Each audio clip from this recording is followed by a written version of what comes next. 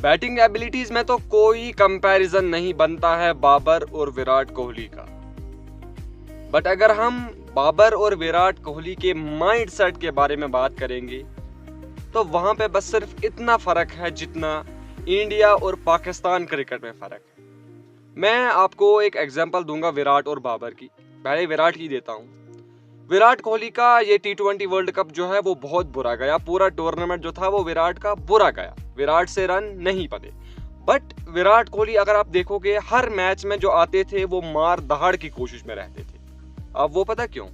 विराट से जो है वो टीम अंदर पहले ही कोच कहते थे कि भाई तू जाएगा, हमें तेरे रनों की जरूरत नहीं है, तू 40 गेंदों में 60 करेगा या कुछ, तू जा पावर प्ले का तो इस्तेमाल कर ले, तू आउट हो जा या तू रन बना ले, हमें तेरे रन पावर प्ले में चाहिए ही चाहिए, चाहे तू आउट होगा या तू रन बनाएगा। और विराट क्या करता था? विराट जाता था मार धाड़ की कोशिश में जो था वो आउट हो रहा था, फिर रोहित जो है, सूर्या जो है वो पीछे पारी को संभाल लेते थे। लेकिन एक चीज जो विराट की आप देखोगे कि विराट कोहली जो थे वो पूरे टूर्नामेंट में फ्लॉप चल रहे थे, लेकिन फाइनल में विराट की रन आई। कहाँ पे?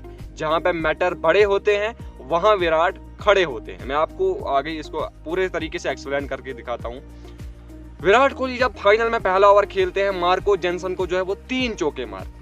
विराट का स्ट्राइक रेट जो है वो 220 से ऊपर चली जाता है। उसके बाद जब अगले ही ओवर में जो है वो रोहित भी मारते हैं, फिर उसके बाद जो है वो लगातार रोहित, पंत और सूर्या जो थे वो तीनों आउट हो जाते हैं। उसके बाद अगर देखोगे आप एक चीज, जो विराट कोहली 220 के स्ट्राइक रेट के ऊपर से खेल रहे थे, वही विराट कोहली जो है वो धीरे धीरे 105 की स्ट्राइक रेट पे आ जाते हैं।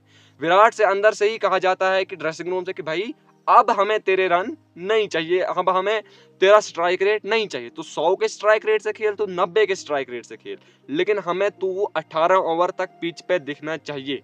विराट से कहा जाता है कि भाई तू 18 ओवर पिच पे खेलेगा। और ओब्वियसली अगर विराट 18 ओवर पिच पे खेलता तो इंडिया का स्कोर तो 170 चले जाता, और जो कि हुआ और इंडिया मैच जीत गया। अब विराट की जो मैं बात कर रहा था वो इसलिए क्योंकि विराट ने टीम की डिमांड के हिसाब से किया, वो टीम एफर्ट होता है। विराट ने जो खेला वो सिर्फ और सिर्फ स्किल नहीं थी विराट की, वो विराट का माइंड सेट था, माइंड सेट। और इतना ही फर्क अब बाबर में आपको दिखाता हूँ। बाबर में देखिए, बाबर अच्छा खिलाड़ी है, बट बाबर का जो माइंड सेट है वो नेगेटिव है, वो सेल्फिश है, वो अपने लिए सोचते हैं, वो अपना करते हैं। वो आते हैं पावर प्ले में अपनी वो जो ऊपर वाली करीम जो है उसको खा के साइड हो जाते हैं। बाबर आजम जो है वो पूरे टूर्नामेंट में ओपन करते हैं। क्या किसी भी टूर्नामेंट में बाबर आजम पहले पावर प्ले में जो है पहले 2-3 ओवर खेल के कोई छक्का मारते हैं?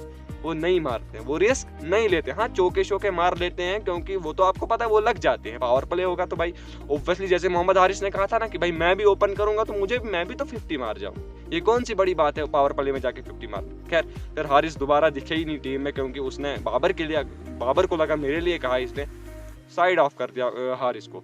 तो बाबर जो है वो आते हैं ऊपर से जो है वो रन बना देते हैं और साइड हो जाते हैं। और जहां पे 10 गेंदों में 20 चाहिए, 10 में 25 चाहिए, वहां बाबर आउट हो जाते हैं और जाते हैं इफ्तिकार, शाहदाब, उन दूसरों को, अब तुम जाओ फिनिश करो, मेरा काम हो गया।